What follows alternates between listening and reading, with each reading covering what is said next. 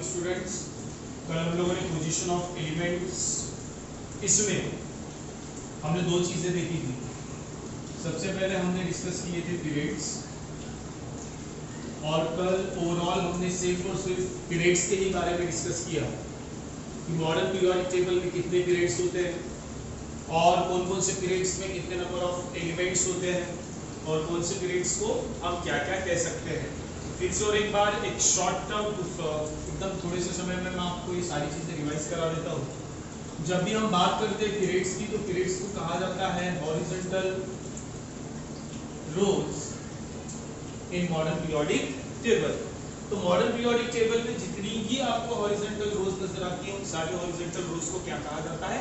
Periods कहा जाता है। आंसर इन वन सेंटेंस में ये डिफाइन में भी पूछा जाता है, ये भी पूछा जाता है how many periods and groups in modern periodic table. तो जब आप पीरियड्स की बात करते हैं, there are 7 periods in modern periodic table and there are 18 groups in modern periodic table.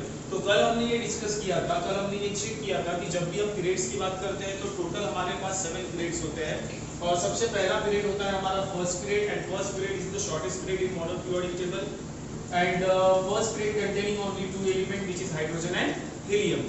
बिल्कुल वैसे ही उसके बाद आपको जो दो पीरियड है वो कंबाइन लेकर चलने हैं। कैसे? उसके बाद सेकेंड और थर्ड पीरियड को कंबाइन करना है। Second and third period is the short period and containing 8 elements in each. Fourth and fifth period is the long period containing 18 elements.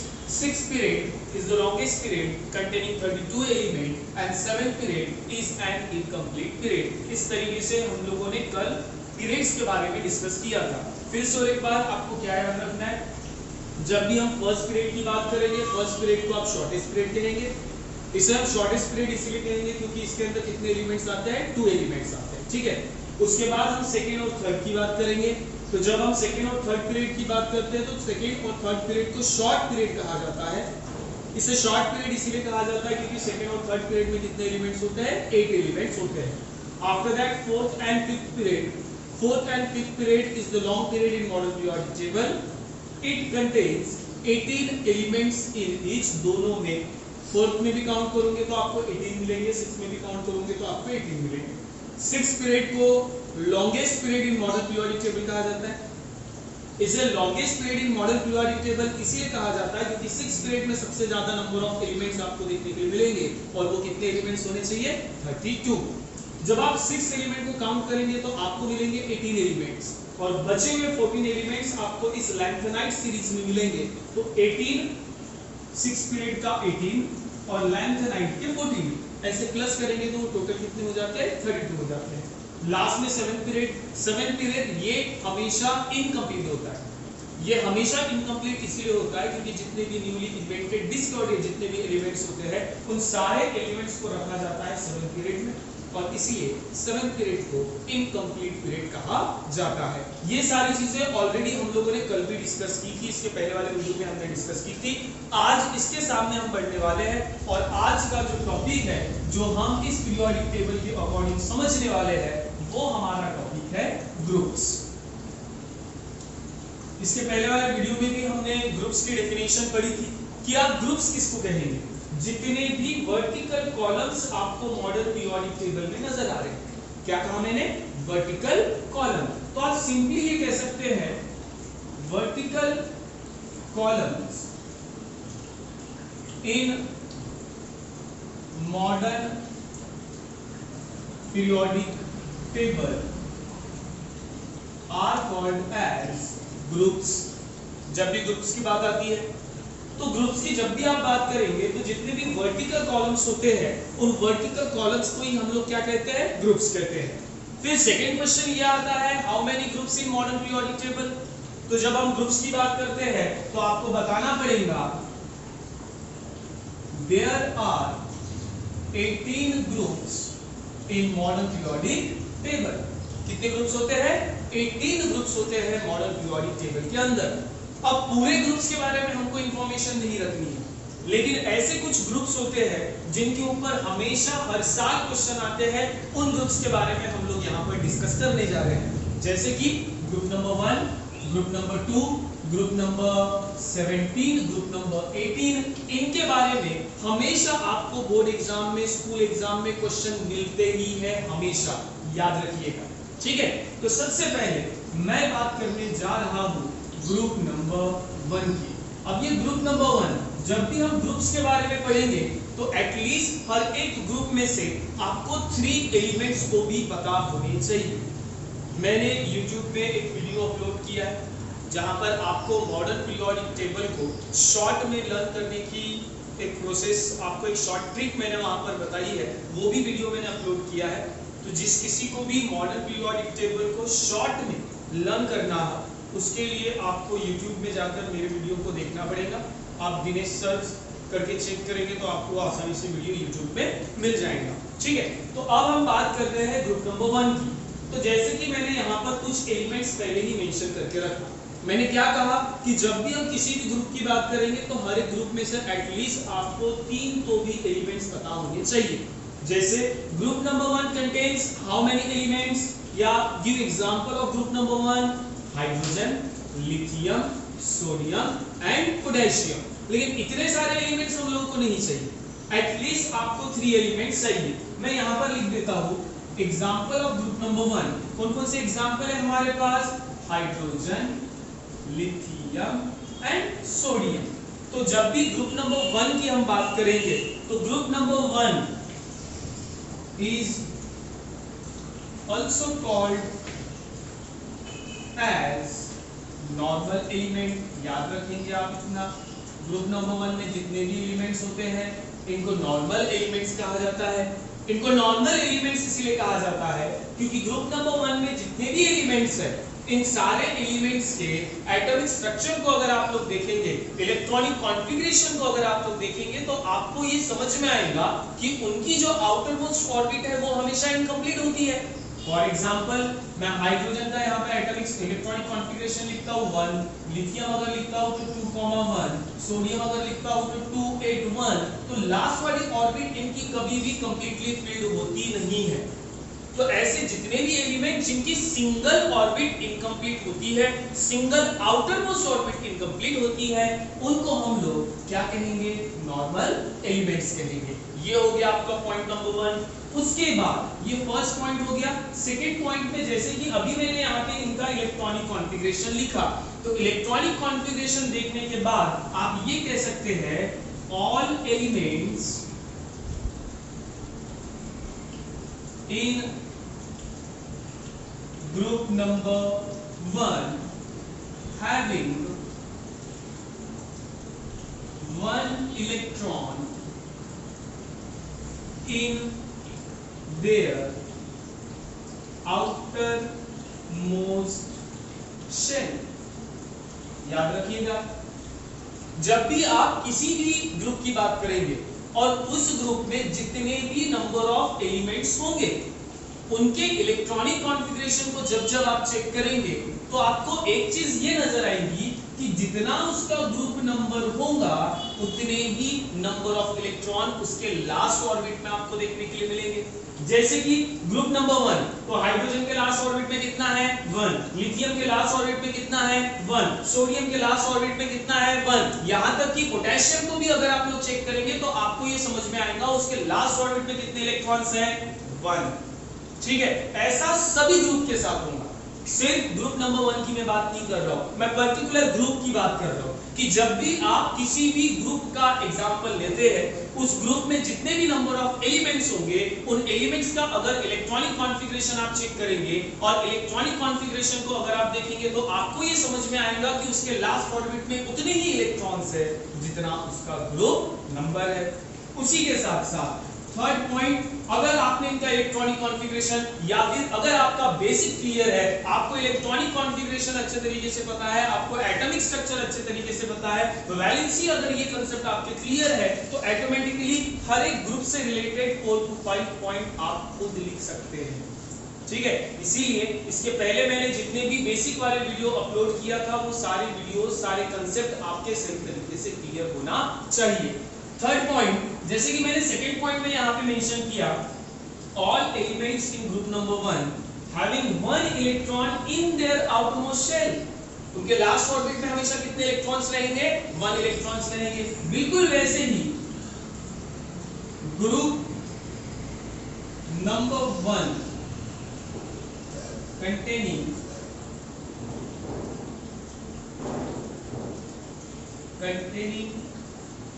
one valency of their elements, जितने भी elements है group number 1 में, ये भी एक common point आपको समझ में आएगा कि जितना उसका ग्रुप नंबर 1 होता है उतने ही नंबर ऑफ इलेक्ट्रॉन उसके लास्ट वाले ऑर्बिट में होते हैं, और जितने ही नंबर ऑफ इलेक्ट्रॉन उसके लास्ट वाले ऑर्बिट में रहेंगे, जैसे ग्रुप नंबर 1 में लास्ट ऑर्बिट में कितने इलेक्ट्रॉन्स है? 1। बिल्कुल वैसे ही तो इन सब के लास्ट या इन सब की वैलेंसी अगर आप कैलकुलेट करेंगे तो वैलेंसी भी आपको कितनी देखने के लिए मिलेंगी? 1 ही आपको वैलेंसी देखने के लिए मिलेंगी। उसके बाद नंबर 4, अगर मैं स्पेशली बात करता हूं ग्रुप नंबर 1 की, तो ग्रुप नंबर 1 में जितने भी एलिमेंट्स है वो सारे एलिमेंट्स कैसे हैं? मेटल्स है। ठीक है, अब ये मैंने कैसे बता दिया, या आपको अगर फाइंड आउट करना है तो आप कैसे क्या फाइंड आउट करेंगे? एकदम सिंपल सी बात है, एकदम सिंपल सी। आपको सिर्फ इतना याद रखना है, ऐसे जितने भी एलिमेंट्स जो इलेक्ट्रॉन को लूज करते हैं उन सबको आप क्या कहेंगे? मेटल्स। और ऐसे जितने भी एलिमेंट्स जो इलेक्ट्रॉन को गेन करते हैं उन सबको आप क्या कहेंगे? नॉन मेटल्स कहेंगे, है ना। और यहाँ पर ग्रुप नंबर 1 में जो मेरे पास 3 एग्जाम्पल है, उन 3 एग्जाम्पल को ही देखकर मैं ये सारे पॉइंट्स मैंने यहाँ पर लिखा। ठीक है, अलग से हमने यहाँ पर बिल्कुल भी नहीं लिखा, लेकिन उसके पहले अगेन मैं बार बार यही चीज कह रहा हूँ कि उसके पहले जितना भी बेसिक हमने पढ़ा है वो सारे पॉइंट्स हमें अच्छे तरीके से समझ में आने चाहिए।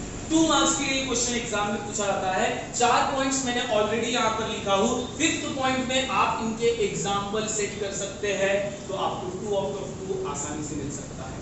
तो ये हो गया आपका ग्रुप नंबर 1। सबसे पहले हमने क्या लिखा? सबसे पहले हमने लिखा कि group number 1 is also called as normal element. तो याद रखना, नॉर्मल एलिमेंट हम लोग किसको कहते हैं? नॉर्मल एलिमेंट्स वो एलिमेंट्स होते हैं जिनकी outer most single outer most orbit हमेशा इनकम्प्लीट होती है। मैं सिंगल की बात कर रहा हूँ। फिर आप बोलेंगे सर सिंगल क्यों? क्योंकि इसके बाद आपको और समझ में आएगा कि ऐसे भी कुछ एलिमेंट होते हैं जिनकी 2 आउटर मोस्ट ऑर्बिट इनकम्प्लीट होती है, ऐसे भी कुछ एलिमेंट्स होते हैं जिनकी 3 आउटर मोस्ट ऑर्बिट इनकम्प्लीट होती है। इसीलिए ग्रुप नंबर 1 को मैंने नाम दे दिया नॉर्मल एलिमेंट्स।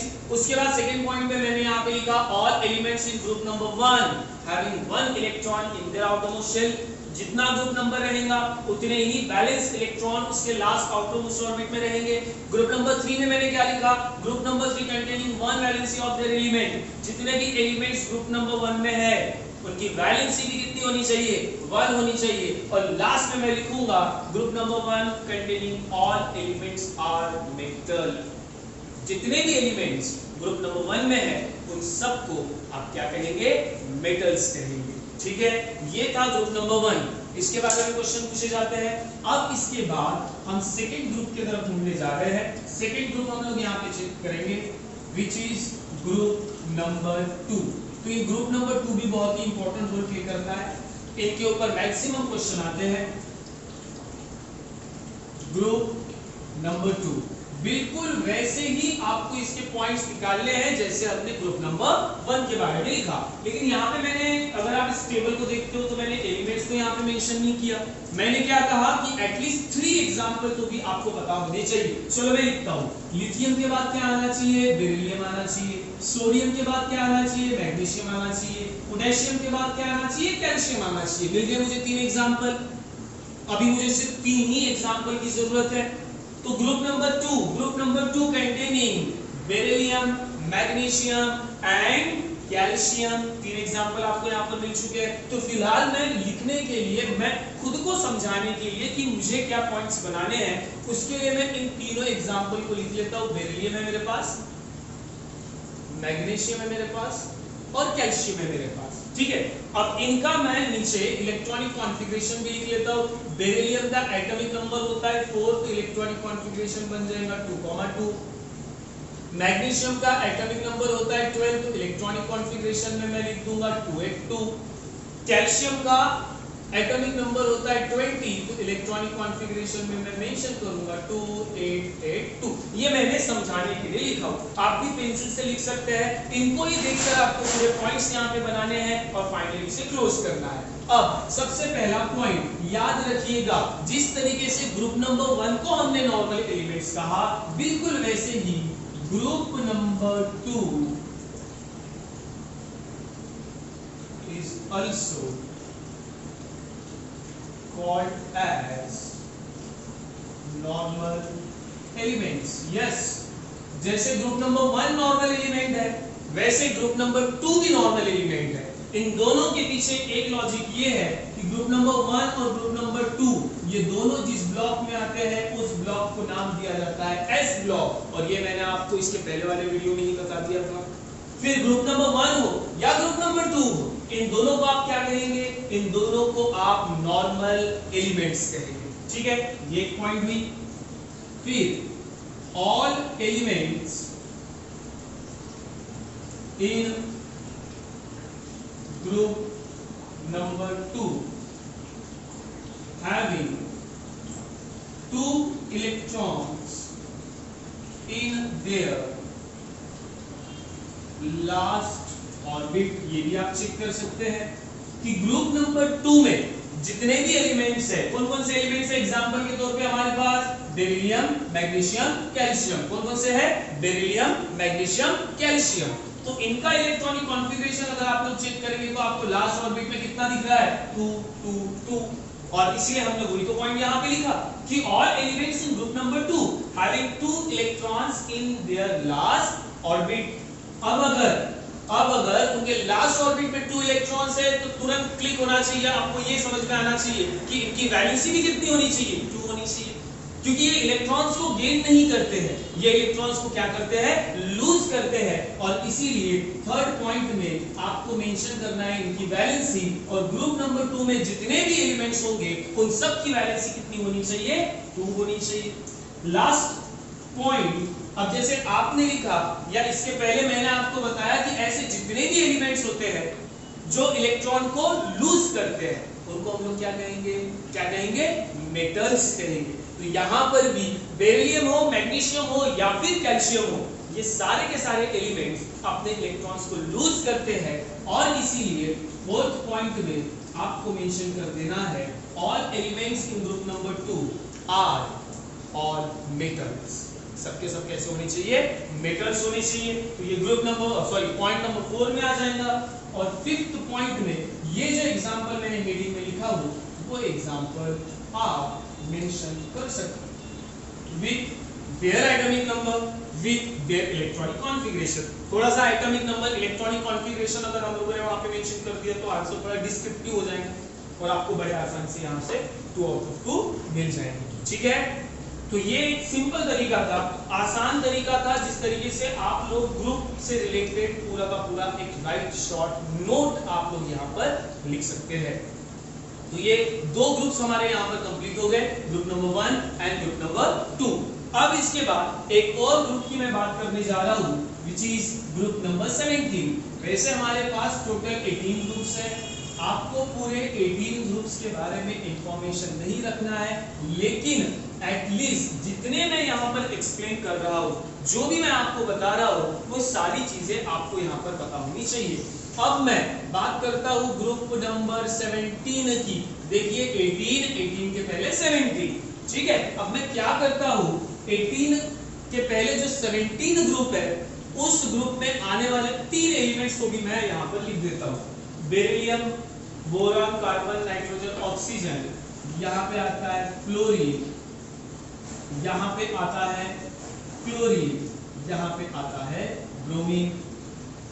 तो इनके प्रोनाउंसिएशन आप चेक करेंगे, आपको देखने के लिए मिलेगा फ्लोरीन, आपको देखने के लिए मिलेगा क्लोरीन, आपको देखने के लिए मिलेगा ब्रोमीन, उसके बाद आपको आयोडीन भी देखने के लिए मिलेगा। तो ग्रुप नंबर 17 क्या क्या एग्जांपल है हमारे पास फ्लोरीन एग्जांपल है, हमारे पास क्लोरीन एग्जांपल है, ठीक है, और साथ ही साथ हमारे पास ब्रोमीन भी एग्जांपल है। ये एग्जांपल हो गया। अब इसका आंसर लिखते हैं। सबसे पहले मैं बात करूंगा ग्रुप नंबर 17 को। तो ग्रुप नंबर 17 को हम कहते हैं हैलोजन, हैलोजन फैमिली कहते हैं, हैलोजन फैमिली, क्योंकि ग्रुप नंबर 17 में जितने भी एलिमेंट्स हैं आपको ये देखने के लिए मिलेगा, आपको ये समझ में आएगा कि वहां पे जितने भी एलिमेंट्स हैं वो सारे गैसेस के फॉर्म में अवेलेबल होते हैं।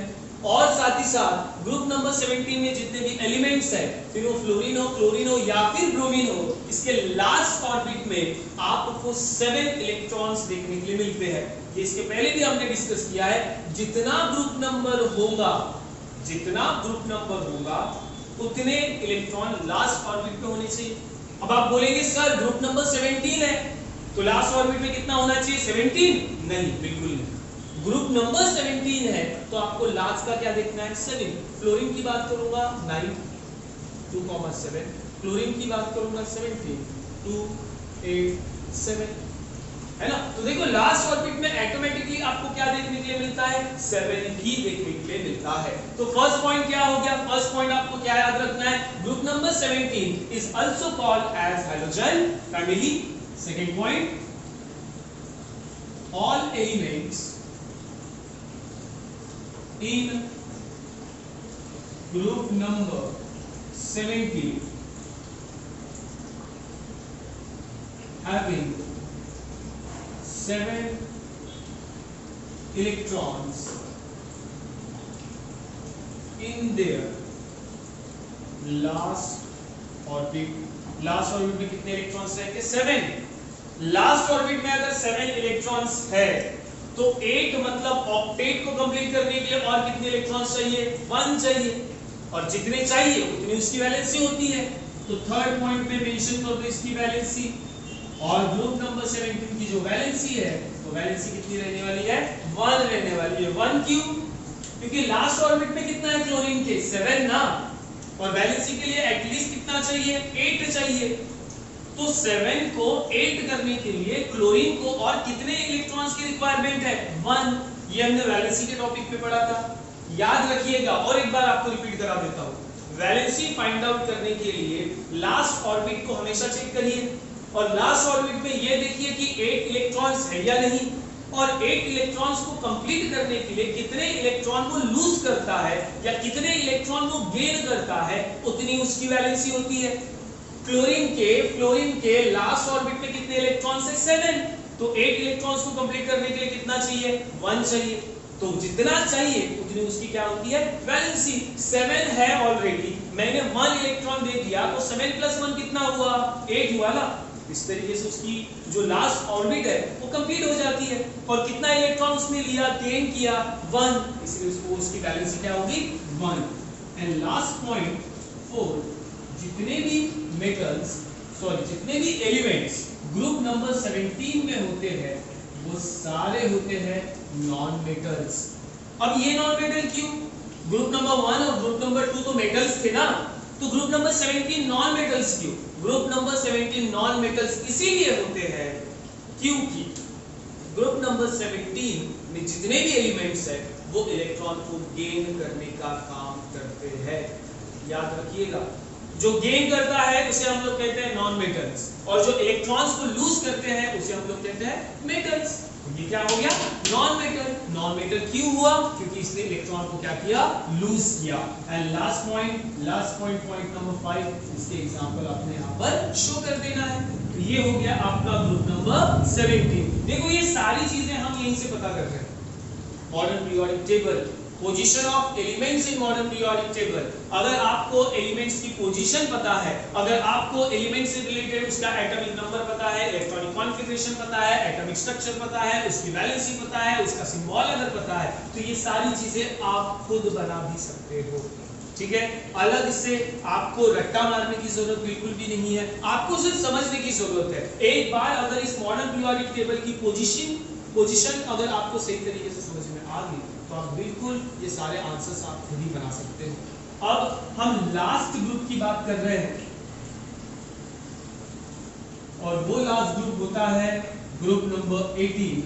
कई बार इनके ऊपर क्वेश्चन अलग बदल कर भी आते हैं, लगभग आंसर इनका सेम ही होता है। अब मैं बात करता हूं ग्रुप नंबर 18 की। ग्रुप नंबर 18 ऑलरेडी H की मतलब हीलियम के बाद आपको मिलेगा नियॉन के बाद आपको मिलेगा आर्गॉन के बाद आपको यहाँ आर्गॉन, और उसके बाद ये 3 एलिमेंट हमने यहाँ पर निकाल लिए हैं ग्रुप नंबर 18 के लिए। कौन कौन से एग्जांपल लिए आपने? आपने लिया है हीलियम, हीलियम के बाद लिया है नियॉन, नियॉन के बाद लिया है आर्गॉन। ये 3 एग्जांपल, इन तीनों का एटॉमिक नंबर इलेक्ट्रॉनिक कॉन्फ़िगरेशन ये 2 होता है, ये 10 होता है, ये 18 होता है। तो ये हो गया 2, ये हो गया 2,8 और ये हो गया 2,8,8।